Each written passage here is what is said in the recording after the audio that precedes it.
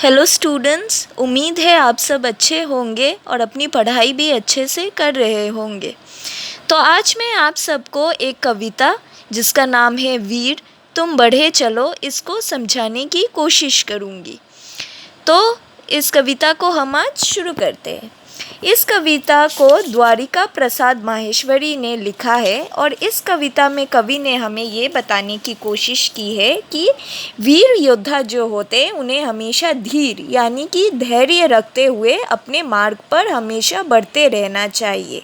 हाथों में हमेशा ध्वज रहना चाहिए, ध्वज यानी कि हमारे देश का झंडा रहना चाहिए और बाल दल पीछे सजा होना चाहिए, जिनका मार्गदर्शन करते हुए वीर योद्धा उन्हें आगे लेके जाएगा और अपने पथ की ओर आगे बढ़ने में मदद करेगा।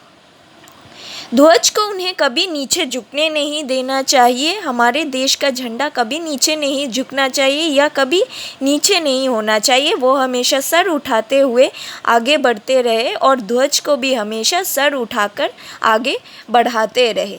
सामने चाहे कितनी भी मुसीबतें हो, सामने चाहे पहाड़ हो, चाहे सिंह आके दहाड़ रहा हो, हमें हमेशा निडर होते हुए पथ पर आगे बढ़ते रहना चाहिए। अपने मार्ग से हटना नहीं चाहिए। मेघ भी बहुत सारे गरजेंगे, मेघ भी बरसेंगे, बिजलियां हमें रोकने की कोशिश करेंगी अपने कड़कते हुए आवाज़ के साथ। वो अनेक हमें रोकने की कोशिश करेंगी, परंतु हमें अपने मार्ग से नहीं हटना है और हमें अपने मार्ग पर चलते ही जाना है। हमें इस बात की परवाह नहीं करनी है कि समय कौन सा है, चाहे वो प्रातः का समय हो यानी सुबह का समय हो या चाहे रात का समय हो। हमें समय की परवाह ना करते हुए आगे बढ़ते रहना चाहिए।